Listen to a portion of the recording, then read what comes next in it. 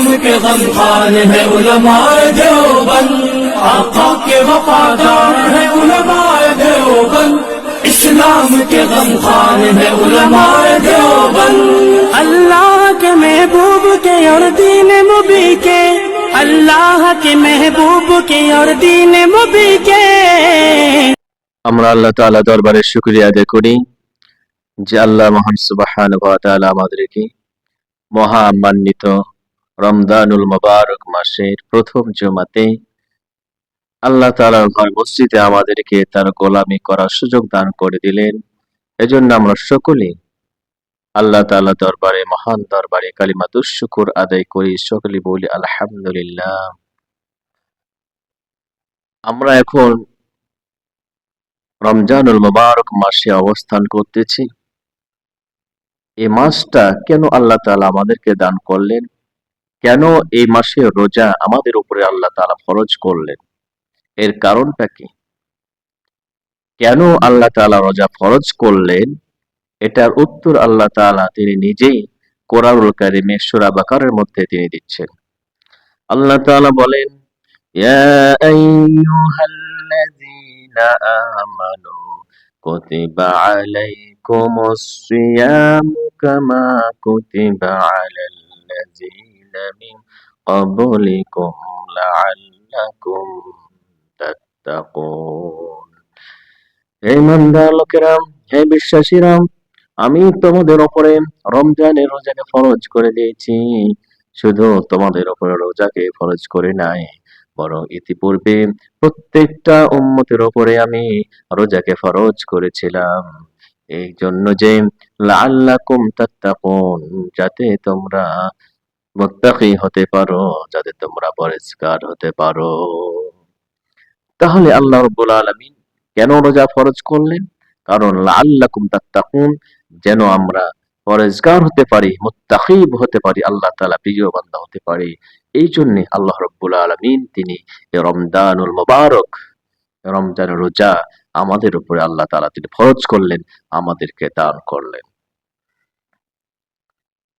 তাহলে এই রমজানুল মুবারক মাসের রোজা রাখলে কি আমরা মুত্তাকি হতে পারবো? সকাল থেকে নিয়ে সূর্যাস্ত পর্যন্ত, শুভে সাদিক থেকে সূর্য ডোবা পর্যন্ত আমরা কি অনাহারে থাকলে আমাদের কি রোজা হয়ে যাবে? আমরা কি মুত্তাকি হয়ে যেতে পারবো? রাসূলুল্লাহ সাল্লাল্লাহু আলাইহি সাল্লাম বললেন না, তোমরা শুধু শুভে সাদিক থেকে নিয়ে সূর্যাস্ত পর্যন্ত অনাহারে থাকলেই শুধু তোমাদের রোজা আল্লাহ তাআলার দরবারে কবুল হয়ে যাবে, এমনটা নয়, বরং এর পাশাপাশি তোমাদেরকে আরো অনেক কাজ করতে হবে। রাসূলুল্লাহ সাল্লাল্লাহু আলাইহি সাল্লাম বললেন, আল্লাহ তাআলার কাছে যদি রোজাকে কবুল করাতে হয়, আল্লাহ তাআলার কাছে যদি রোজাকে মকবুল হিসাবে উপস্থাপন করাতে হয়, আল্লাহ তাআলা দেওয়া এই রমজানুল মুবারক মাসে যদি আমাকে আপনাকে তাকওয়া অবলম্বন করতে হয়, তাকওয়াবান বান্দা হতে হয়, তাহলে অবশ্যই আমাদের কি করতে হবে? যেমনটা রাসূলুল্লাহ সাল্লাল্লাহু আলাইহি সাল্লাম বলেছেন, মান লাম ইয়াদা কাওলা যুর ওয়াল আমাল বিহি, যে ব্যক্তি রোজা রাখলো অথচ মিথ্যা কথা বলা ছাড়তে পারলো না, ধোঁকাবাজি ছাড়তে পারলো না, অন্যায় অশ্লীল কথাবার্তা বলা ছাড়তে পারলো না, ওয়াল আমাল বিহি, অনুরূপ ভাবে খারাপ আচরণ ছাড়তে পারলো না, খারাপ কাজ করা ছাড়তে পারলো না, রাসূলুল্লাহ সাল্লাল্লাহু আলাইহি সাল্লাম বলেন যে ফালাইসা লিল্লাহি হাজা, আল্লাহ তাআলার কাছে এরকম ব্যক্তির রোজার কোনো মূল্যই নেই। নাউযুবিল্লাহ। তাহলে রোজা রাখলো অথচ খারাপ কাজ ছাড়তে পারলো না, মিথ্যা ছাড়তে পারলো না, ধোঁকাবাজি কথা বলা ছাড়তে পারলো না, এরকম রোজাদারের রোজা আল্লাহ তাআলার কোনো দরকার নেই, আল্লাহ তাআলার কাছে কোনো মূল্যই নেই।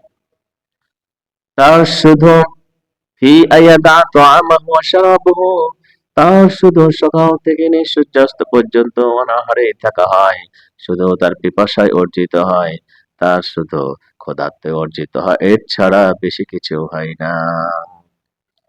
তাহলে আমাকে আপনাকে রোজার যে মূল শিক্ষা, মুত্তাকি হওয়ার, আল্লাহ প্রিয় বান্দা হওয়ার, আল্লাহ প্রিয় বান্দা হতে হলে অবশ্যই রোজা রাখবো। রোজা রাখার পাশাপাশি আমাদেরকে জবানের হেফাজত করতে হবে, আমাদেরকে অন্যায় অশ্লীলতা থেকে বিরত থাকতে হবে। রাসূলুল্লাহ সাল্লাল্লাহু আলাইহি সাল্লাম তিনি বলেন, দেহের মধ্যে দুইটি অংশের যদি আমাকে গ্যারান্টি দেয়, হেফাজত করে, আমি রাসূল বলে দিলাম আমি তার জন্য জান্নাতে নিয়ে যাওয়ার, তাকে জান্নাতে নিয়ে যাওয়ার আমি গ্যারান্টি তাকে দিয়ে দিলাম।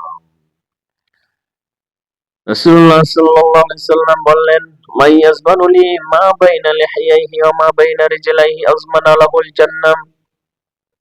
কেউ যদি আমাকে আমার সাথে ওয়াদা করে যে তার জবানে হেফাজত করবে, লজ্জাস্থানে হেফাজত করবে, তাহলে আমি নবী বলে দিলাম আজমানা লাহুল জান্নাহ, আমি তার জন্য জান্নাতের জিম্মাদার হয়ে যাব। সুবহানাল্লাহ।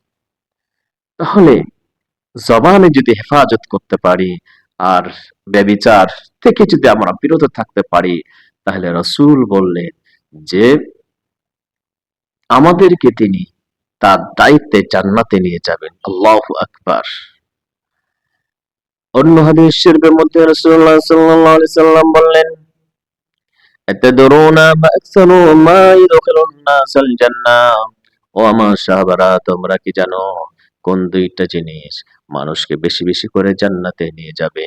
রাসূলুল্লাহ সাল্লাল্লাহু আলাইহি সাল্লাম এরপর তিনি নিজেই জবাব দিচ্ছেন যে তাকওয়াল্লাহি ওয়া হুসনুল খুলুকি, তাকওয়া এবং উত্তম চরিত্র, এই দুইটা জিনিস আল্লাহ তাআলা জান্নাতে মানুষকে বেশি বেশি করে নিয়ে যাবে। সুবহানাল্লাহ।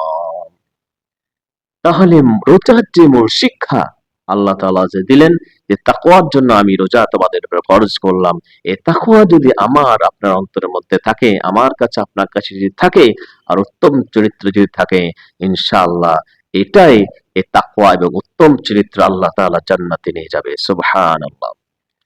রাসূলুল্লাহ সাল্লাল্লাহু আলাইহি সাল্লাম তিনি আমাকে বললেন যে মা আকসারু মা ইদখিলুন নাস আন-নার। তোমরা কি জানো কোন দুইটা জিনিস মানুষকে বেশি বেশি করে জাহান্নামে নিয়ে যাবে? রাসূলুল্লাহ সাল্লাল্লাহু আলাইহি সাল্লাম তিনি নিজেই উত্তর দিচ্ছেন, আল ফামু ওয়াল ফারজু, মানুষের জবান এবং তার লজ্জা স্থান, এই দুইটা জিনিস মানুষকে বেশি বেশি করে জাহান্নামে নিয়ে যাবে। নাউজুবিল্লাহ। তাহলে এই জবান আমাদেরকে রোজা থেকে হেফাজত করতে হবে, লজ্জা স্থান হেফাজত করতে হবে, কোন ধরনের জেনা ব্যভিচার অন্যায় অপরাধ করা যাবে না। এমনটা যদি আমরা করতে পারি, তাহলে আমরা মুত্তাকি হতে পারবো, আল্লাহ তাআলা জান্নাতে যেতে পারবো। আল্লাহ রাব্বুল আলামিন তিনি জবানের ব্যাপারে কোরআন কারিমে বলেছেন, ইয়া আইয়ুহাল্লাযীনা আমানুত্তাকুল্লাহা ওয়া কুলু কাওলান সাদীদা। আল্লাহ তাআলা বললেন, হে বিশ্বাসীরা, হে ঈমানদার লোকেরা, আমি হে ঈমানদার লোকেরা, ইত্তাকুল্লাহা ওয়া কুলু কাওলান সাদীদা, তোমরা আল্লাহ তাআলাকে ভয় করো, তোমরা মুত্তাকি হয়ে যাও। ওয়া কুলু কাওলান সাদীদা, এবং সদা সত্য কথা বলো, সঠিক কথা বলো, পেঁচানো কথা বলো না, কোন ধরনের বক্রতা রেখে তোমরা কথা বলো না। যদি এই দুইটা কাজ করতে পারো, তাকওয়া যদি আল্লাহ তাআলাকে ভয় করে চলতে পারো, তাকওয়া যদি অবলম্বন করতে পারো, আর যদি সঠিক কথা যদি তোমরা বলতে পারো, আমি আল্লাহ তোমাদেরকে দুইটি পুরস্কারে পুরস্কৃত করব। একটা হচ্ছে ইসলিহ লাকুম আমালাকুম, আমি তোমাদের কাজগুলিকে ত্রুটি মুক্ত করে দিব, তোমাদের কাজগুলিকে আমি নির্ভেজাল করে দেব, ভালো করে দেব। ইয়াগফির লাকুম যুনুবাকুম, আর তোমাদের অপরাধ, তোমাদের গুনাহগুলিকে আমি আল্লাহ তাআলা মাফ করে দেব। তাহলে এই তাকওয়া অবলম্বন করলে, আর যদি আমরা সঠিক কথা বলতে পারি, যদি কোন ধরনের ধোঁকাবাজি কথা, বক্রতা রেখে কথা, বিভিন্ন ধরনের পেঁচানো কথা, এগুলো বাদ দিয়ে যদি আমরা সঠিক কথা বলতে পারি, আর যদি খোদাভীতি অর্জন করতে পারি, তাহলে আল্লাহ রাব্বুল আলামিন আমাদেরকে মাফ করে দিবেন। সুবহানাল্লাহ। ওয়া মান ইউতি'িল্লাহা ওয়া রাসূলাহু ফাকাদ ফাযা ফাওজান আযীমা। যারা আল্লাহ এবং তার রাসূলের আনুগত্য করে, তারা তো কামিয়াবি, তারা মহা সফলতা অর্জন করেছে। যারা আল্লাহ এবং তার রাসূলের আনুগত্য করেছে, তারা মহা সফলতা অর্জন করেছে। তাহলে আমরা কি বুঝলাম? যে জবানের হেফাজত এবং লজ্জা স্থানের হেফাজত এবং খারাপ গর্হিত অন্যায় কাজ থেকে আশা করা যায় যে আল্লাহ তাআলার কাছে রোজা কবুল হবে, আমাদের তাকওয়া অর্জিত হবে, তাকওয়া আমরা অর্জন করতে পারবো। এই তাকওয়া অর্জনের আরেকটি অন্যতম উপায় হচ্ছে যে কোরআনের সাথে গভীর সম্পর্ক রাখা। কোরআনের সাথে গভীর সম্পর্ক রাখা, কোরআন পাঠ করা, কোরআন তেলাওয়াত করা, কোরআন অনুযায়ী আম জীবন গঠন করা, কোরআন বুঝে বুঝে পড়া। এমনটা যদি আমি আপনি করতে পারি, তাহলে রাসূলুল্লাহ সাল্লাল্লাহু আলাইহি সাল্লাম বললেন, যারা কোরআন পড়ে, কোরআন অনুযায়ী আমল করে, কোরআন বুঝে, এমনটা যদি কোরআনের সাথে গভীর সম্পর্ক তাদের হয়ে যায়, রাসূলুল্লাহ সাল্লাল্লাহু আলাইহি সাল্লাম বলেন যে এই কোরআন কিয়ামতের দিন তাকে সুপারিশ করে আল্লাহ তাআলা জান্নাতে নিয়ে চলে যাবে। সুবহানাল্লাহ। যেমন নবীজি বলেন, আসিয়াম ওয়াল কুরআন ইয়াশফাআনি লিল আবদি, সিয়াম, রোজা এবং কোরআন আল্লাহ তাআলার কাছে সুপারিশ করবে।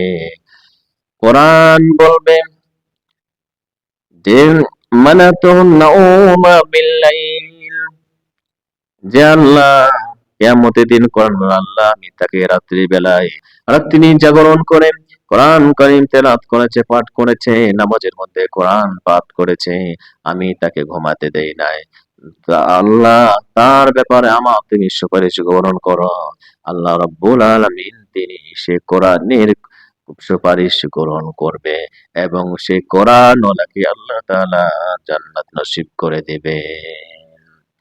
এমনি ভাবে রোজাও আল্লাহ তাআলার কাছে সুপারিশ করবে, আল্লাহ দিনের বেলাতে অনাহারে রেখেছিলাম, খেতে দেই নাই, প্রবৃত্তি থেকে আমি তাকে নিষেধ করেছিলাম, তার ব্যাপারে আমার সুপারিশ তুমি গ্রহণ করো।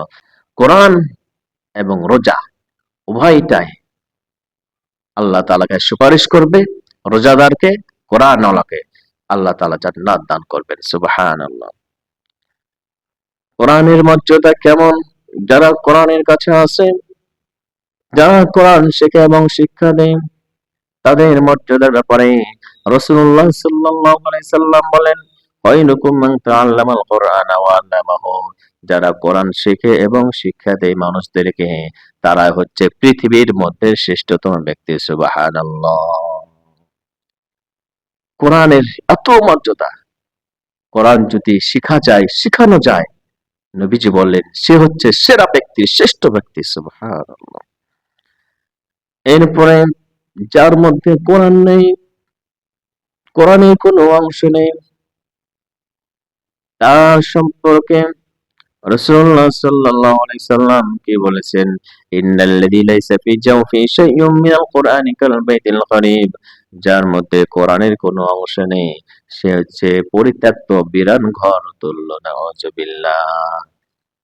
পরিত্যক্ত একটা ঘর, যে ঘরে যদি ব্যবহার না করা হয়, পরিত্যক্ত থাকে, বিভিন্ন ধরনের ময়লা আবর্জনা, পোকামাকড়, শয়তানের আখড়া হয়ে যায়, ঠিক ততরূপ ভাবে কোন অন্তরে যদি কারোর মধ্যে যদি কোরআন না থাকে, তাহলে সে অন্তরের মধ্যে শয়তান আখড়া বেঁধে, শয়তান বাসা বেঁধে। নাউজুবিল্লাহ। কোরআন পাঠ করলে পরে, কোরআন যদি আমরা পড়ি, তাহলে এর সব কেমন হবে? রাসূলুল্লাহ সাল্লাল্লাহু আলাইহি সাল্লাম বললেন, মান ক্বারা হারফাম মিন কিতাবিল্লাহি ফালাহু বিহি হাসানা ওয়াল হাসানাতু বিআশরি আমসালিহা। কোন আল্লাহ তাআলার বান্দা যদি কোরআন পাঠ করে, একটা হরফ পড়ার বিনিময়ে আল্লাহ তাআলা তাকে একটা নেকি দান করেন, আর এক নেকিকে আল্লাহ তাআলা 10 দ্বারা 10 দিয়ে তিনি গুণ করে 10টি নেকিতে পরিণত করে দেয় আল্লাহ সুবহানাহু ওয়া তাআলা। নবীজি বলেন, আকুলু আলিফ লাম মিম হারফুন, আমি বলেন আলিফ লাম মিম একটি হরফ, বরং আলিফ একটি হরফ, লাম একটি হরফ, মিম একটি হরফ। সুতরাং এখানে তিনটি হরফ রয়েছে, তিনটি হরফ পড়ার বিনিময়ে আল্লাহ রাব্বুল আলামিন তার আমলনামায় 30টি নেকি দান করে দিবে। এমনি ভাবে আমরা যদি একটা পৃষ্ঠা পড়ি, 2 পৃষ্ঠা পড়ি, 3 পৃষ্ঠা পড়ি, এর মধ্যে কত কত শত শত হাজার হাজার হরফ রয়েছে। সে হাজার হাজার হরফকে যদি 10 দিয়ে গুণ করা হয়, তাহলে কতগুলি নেকি আমাদের আমলনামায় আল্লাহ তাআলা লিপিবদ্ধ করে দিবে। আর রোজার মাসে তো একটা নফল করলে আল্লাহ তাআলা ফরজে পরিণত করে দেয়, আর যদি কেউ একটা ফরজ আদায় করে, আল্লাহ তাআলা 70টা ফরজের সমান সব আমলনামায় আল্লাহ তাআলা লিখে দেন। সুবহানাল্লাহ। অন্তরের মধ্যে মরীচিকা পড়ে যায় আমাদের, এই মরীচিকা দূর করার জন্য রাসূলুল্লাহ সাল্লাল্লাহু আলাইহি সাল্লাম বললেন যে কি করতে হবে। নবীজি বললেন, যেমনি ভাবে লোহাতে পানি পড়ে মরীচিকা পড়ে যায়, ঠিক ততরূপ ভাবে মানুষের অন্তরে মরীচিকা পড়ে যায়। এটা পরিষ্কার কিভাবে করা যাবে? যখন সাহাবে কেরাম জিজ্ঞাসা করলেন, ইয়া রাসূলুল্লাহ, ইয়া হাবিবাল্লাহ, এই পরিষ্কার অন্তরের মরীচিকা কিভাবে দূর করা যাবে? রাসূলুল্লাহ সাল্লাল্লাহু আলাইহি সাল্লাম বললেন যে মৃত্যুকে বেশি বেশি করে স্মরণ করলে অন্তর থেকে মরীচিকা দূর হয়ে যাবে। মৃত্যু এমন একটা জিনিস, মালাকুল মউত যখন জান কবজ করার জন্য চলে আসবে, তখন দুনিয়া ছেড়ে চলে যেতে হবে। একটা মিনিট, একটা সেকেন্ডও সময় দেবে না, যথা সময়ে চলে যেতে হবে। এই দুনিয়ার বাড়িঘর, দুনিয়ার লোভ লালসা, দুনিয়ার মজা, দুনিয়ার স্বাদ, আত্মীয় স্বজন, পাড়া প্রতিবেশী সকলকে ছেড়ে দিয়ে কবরে চলে যেতে হবে। যে জগতে মানুষ চলে গেলে আর কখনো ফিরে আসে না। সেখানে যাওয়ার পরে আর কোনো আমল করা যাবে না, আর কোন ইবাদত বন্দি করা যাবে না। ইবাদত বন্দি করার সময় এখন নয়, মালাকুল মউত আসার আগে আমাদেরকে ইবাদত বন্দি করতে হবে। আমরা যদি মালাকুল মউত আসার আগে, আমাদের মরণ আসার আগে যদি আমরা বেশি বেশি করে কান্নাকাটি করে যদি আল্লাহ তাআলার কাছে গুনাহ মাপ চাই, আল্লাহ তাআলা যদি আমাদের গুনাহগুলি মাফ করে দেয়, তাহলে আমরা পরকালে সাকসেস হয়ে যাব, আমরা সফল হয়ে যাব। এজন্য আমাদের অপরাধের জন্য, আমাদের গুনাহের জন্য আল্লাহ তাআলার কাছে বেশি বেশি করে ক্ষমা চাওয়া, মৃত্যুকে স্মরণ করা। মৃত্যুকে বেশি বেশি করে স্মরণ করলে আমাদের অন্তর থেকে মরীচিকা আল্লাহ তাআলা দূর করে দেবেন।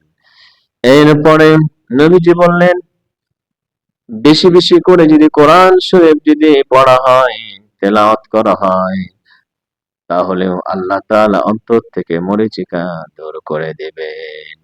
অন্তর থেকে মরীচিকা তাহলে দূর হয়ে যাবে বেশি বেশি করে মৃত্যুকে স্মরণ করলে, বেশি বেশি করে কোরআন তেলাওয়াত করলে। এই দুইটা কাজ যদি আমরা করতে পারি, তাহলে আমাদের অন্তর থেকে মরীচিকা দূর হয়ে যাবে। মরীচিকা দূর হয়ে আমাদের অন্তরগুলি পরিষ্কার হয়ে যাবে। এরপরে রমজানুল মুবারক মাসে তাকওয়া অর্জনের আরো একটি তাকওয়া অর্জনের উপায় হচ্ছে এই মাসে বেশি বেশি করে দান করা। রাসূলুল্লাহ সাল্লাল্লাহু আলাইহি সাল্লাম তিনি অন্যান্য মাসে দান করতেন, সবার চেয়ে বেশি দান করতেন, কিন্তু রমজানুল মুবারক মাসে তিনি আরো বেশি দানশীল হয়ে যেতেন, আরো বেশি বেশি করে দান করতেন। সুতরাং দান করার মাধ্যমে আত্মশুদ্ধি হয়, দান করার মাধ্যমে মানুষের মধ্যে বিনয় আসে, মানুষের মনটা নরম হয়। এই জন্য আমরা বেশি বেশি করে দান সৎকা করব, মশাইকে দান করব, যেখানে ভালো কাজ হয় সেখানে দান করব। যদি এমনটা যদি আমরা করতে পারি, আমাদের মধ্যে তাকওয়া অর্জন হবে। বেশি বেশি যদি আমরা দান করতে পারি, তাহলে আমরা তাকওয়া অর্জন করতে পারবো। আমাদের তাকওয়া অর্জিত হবে, যা এই রোজার মূল শিক্ষাই হচ্ছে তাকওয়া। তাকওয়া, এই রোজা, এই রমজান মানুষকে তাকওয়াবান করে দেয়, তাকওয়াওয়ালা হয়ে যায়, সে বান্দা আল্লাহ তাআলার প্রিয় বান্দা হয়ে যায়।